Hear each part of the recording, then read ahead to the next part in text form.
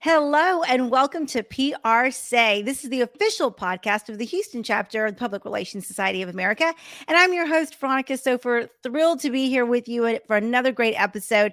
What I love about this podcast is the Houston chapter members get an opportunity to know each other a little bit better, find out more about how we all got into this amazing field of public relations so that when we do see each other in person, we're connecting and we've got something in common. So love this podcast. Make sure you hit subscribe. We don't want you to miss any episodes of PRSay. And if you're watching on Facebook or on YouTube, drop us some comments and my guest and I will circle back to make sure that we are staying connected. So we'll go ahead and get this episode started. I've got an amazing guest today joining us. We have Ty Hughs joining us. Hello, hello. Hi, Veronica. Thank you for having me. So excited that you're on the show. I can't wait to learn more about you. We haven't met in person before, so this is literally a first time meet. Yes, exactly. No, I'm really thrilled when you reached out. I was super excited and I told everyone I know. So hopefully it comes out good. Great. Good. Well, Ty, tell us a little bit about yourself, what you do in PR, kind of how you got here. We all have different ways in which we got here, but I'd love to hear your story. Absolutely. So I started at U of H, go Cougs. So Cougar for life. And I studied media production there. And right out of school, I, didn't really know exactly how I was going to break into that field, and I was struggling a little bit, but I had been working at a restaurant, which you all may know, which is Benji's, which is a Houston favorite, which they also own local foods and now Lee's Den. This is a little ad, I guess, for them right now. Yeah, that's good. And I was a server there for many years throughout college. And, there was a couple there that was really wonderful. They were regulars of mine and they had really been super supportive when I was in school and always asked me questions. We knew so much about each other. And one of them was like, hey, my cousin, she owns her own firm and they just merged to a larger firm. Would you be interested in her, meeting? And I was just like, sure. She's like, okay, great. She's on the way. And I was like, okay. So, oh my gosh. So I had an impromptu interview when I was waiting tables, but it ended up, we hit it off really well. And then, down the line, I reached out over LinkedIn and I was just like, hey, I know we met. Are you hiring? Are you looking? And at the time I was working part-time as an intern and was also doing some food specific social media management for restaurants like Cultivare, Liberty Kitchen, Ramen Tatsuya through Carla Gomez and Sarah Bray, who were amazing mentors. Shout out to them. They're also women-owned firms in Houston. And so, was talking with this new prospective boss and, we really hit it off and she was like, just come in for an interview. And it went really well. I, was at 1035 for 3 years. Really, really enjoyed it. And their area of expertise is everything multicultural. And I've learned with a lot of brands, multicultural is a very broad thing. It's not just, I think people mostly think just ethnicity, but I think for a lot of brands, they need to know how to speak to Gen Z, how to speak to women, how to speak to the, LGBTQ plus community. So that's kind of all encapsulated in multicultural. And I was really able to shine there and, get to lean into communities that I belong to, which was really, really nice because it wasn't just about the research. It was also about what you're living every single day and getting to bring your full self to work and having clients that champion that, which is amazing. Oh, I love that. That makes my heart sing. And so what did you do while you were there? Was it just strictly digital media or were you really getting a chance to maybe step into some other parts of the work?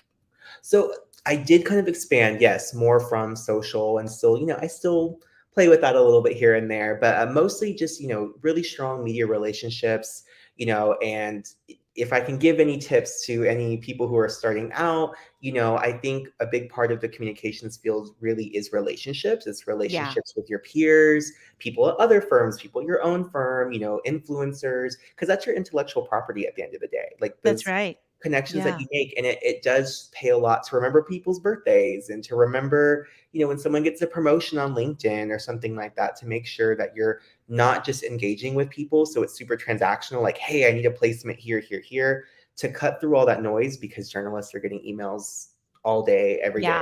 Just, once they see a familiar name or see your phone number, that really just, once you can break through, it's so much easier and you can manage expectations better with your clients. You can let them know, hey, I gave them a ring and they're down, or no, they're going to pass this time, but at least you can get those quick answers versus pitching and follow up and pitching and follow, like, just over and over again. No, that's really great advice. And I love the personalization. One of the tricks of the trade that I like to implement is literally writing out thank you cards. And I try to mail 5 to 10 a week. Oh, wow, that's great. You are much more disciplined than I am, but that's amazing. Well, I'm not great at it every week, but I get it at least every other week I'm doing it. And then I get really proud of myself because it's all about relationships, especially in public relations, whether you're doing events or social media or just even traditional media pitching. You're, like you said, name recognition is key to success, whether you're promoting yourself or your business or your clients. Absolutely. No, it's definitely helped me a lot. And it does take time, though. It's not Yeah. something that happens overnight. You want to make sure that you're quick and concise when you're reaching out to people. I know you know all this obviously already, but and then once you establish that relationship again, just making sure that you're consistently communicating. And I think the best part about it too is that it just makes your job more fun. Oh, yeah.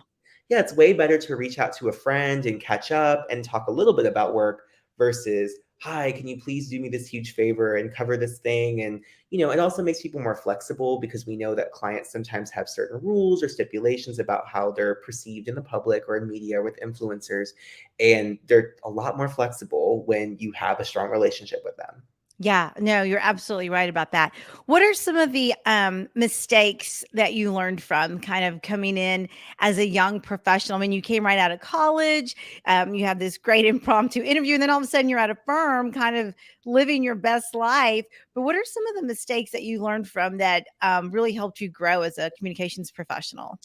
So, I think the biggest one, and it's something that I still have to remind myself of sometimes, is just making sure I guess it's two big ones. One is just making sure to always have, that self-starter initiative and not Yeah. waiting around for people to respond. I think when I was earlier in my career, I was a little bit more timid, and sometimes, I didn't hear back from my boss on this and that. So I would just be like, well, I didn't hear from them. So I'm Yeah. just, I'm just gonna let it, but that's not an excuse. Things need to move Right. forward. And that's never, if something doesn't move forward or doesn't progress, the answer can't be, well, I didn't hear from you. That's not acceptable. And I Hmm. learned from not doing that. It's you only hurt yourself in those moments by, kind of ducking and covering. Um, Yeah. and then the other thing that I learned is just, something that a mentor told me very early on is that, at your stage right now where you're at, there's nothing you can do that I can't undo. And I think I was always very nervous to approach things. And when you're nervous and not confident, then you will make a mistake. That Yeah. mistake that you're thinking of in your head, you will manifest if you keep putting that out there. If you don't Yeah. speak confidently, people don't trust you as a resource. It just, so I learned, and that one was a one that I had to work on a lot with my team to, build my confidence and my skills. And I still struggle with that sometimes. Still sometimes, I'm like, Hmm. I don't really know if this is going to work the way we think it is, but I'm going to be confident in the fact that I will do my best, and that if there is a problem, I will find a solution. I can be Hmm. confident in that. Yeah, no, that's really great advice. And that's such a great reminder because if we're not always pushing the envelope a little bit for our own comfort, I read something recently that said, if you're not uncomfortable at least 3 times a week, you're not doing what you're supposed to be doing. I And I was love like, wow, okay. Or maybe I should reevaluate. So, but I think that's exactly right. Like we got to be learning and growing. And I think for young people, it comes a little more natural because it's part of the growth process. But as an older PR practitioner or more seasoned, I should say, we get stuck in the rut. We stop growing sometimes. And so I love that reminder because it's good for everybody at every level. absolutely. That's awesome. So tell me about some of the things you're doing now. So you were there for a few years and now you tell us what you're doing these days. So actually, when this comes out, I will be at my first week at Edelman, which is super exciting. There's a lot of cachet and prestige that comes with Edelman, and it's definitely a place that I wanted to work at early in my career, and I really kind of thought about that and thought about how do I consciously make those efforts, But one thing I was nervous about was like, it is general market. I focused so much on multicultural, and I was fortunate enough to have an opportunity to work with their multicultural team. So it's more Oh, Latino specific, which is great. I get to flex my bilingual skills. I get to make my mom and my abuela proud. Like I'm really excited I to love do it. that. She was super proud. I still don't think my grandma knows fully what PR is, but that's Yeah, okay. that's all right. And so yeah, so I'll be starting very soon, and so that's what I've been up to lately. And I recently actually, I don't know if you even knew this, I recently moved to New York from Houston. Oh, So it's my first time living away from home. It's been quite an experience, definitely adjusting. And funnily enough, when I do meet people when I'm out and about and networking and trying to connect with others, most of the time those who are very receptive, they're cool. We start talking, and then they're from Texas too. They're like, "Oh, I'm yeah. from San Antonio. Oh, I'm from Denton. I'm from El Paso." And I'm like, "That's why we connected." Yeah, that's why we connect. Well, while you're at Edelman, you have to look at my cousin, Oh, Matthew Savala. He is he's the executive creative director at oh, Edelman in New York. So you'll have to look him up and say, hey, I talked to your cousin the other day on her podcast. perfect. No, thank you for the connect. Networking is key. It's So yes, key. That's right. And that's what PRSA is all about. Connecting is key. I love that you said that too about meeting people from Texas, because oftentimes people want to find an easy way in, but being mhm. able to say, oh, I'm from Texas. It's such a large state that you end up knowing so many people. You go to a networking event and you can instantly talk to like 10 people, and it's so much easier. Yes, I've noticed that I never thought I had an accent, but it is so strong here. I don't know why. Every time I say y'all every other word, but to your point, it just has that connection and that warmth that, someone. I think people's walls come down a little bit. You can speak more freely and really get to know people. And again, going back to the relationships thing, once you have that strong Yeah. relationships with others, you have that trust, you can communicate a lot more effectively and efficiently. Yeah, no, that's absolutely true. Well, I'm so excited for you, Ty. I think you are up to amazing things, and I can't wait to see what you do in your career. You'll have to keep us all posted. How can people stay connected to you? Yes, you can connect with me on LinkedIn. It should be Ty Hughs. Also on Instagram, I am at this one guy Ty. I made that name in high school, so I might need to change it to be a little bit more professional. I thought it was kind of cheeky back then, but those are my main forms of communication. And I guess if anybody ever wants to email me, I should have that in my LinkedIn as well. Yeah, that's so exciting. All right, guys, this is Ty Hughs. Thank you for joining us on PRSay. It was great to chat. Thank you. All right, make sure that you share this episode with all your PRSA friends all over the country, because this is all about connecting and really growing our base as public relations practitioners. So thank you for tuning in. If you're listening on the podcast, make sure you hit subscribe. We don't want you to miss any episodes of PRSA. And if you're watching on Facebook or on YouTube, drop us some comments, and Ty and I will be sure to connect. We will see you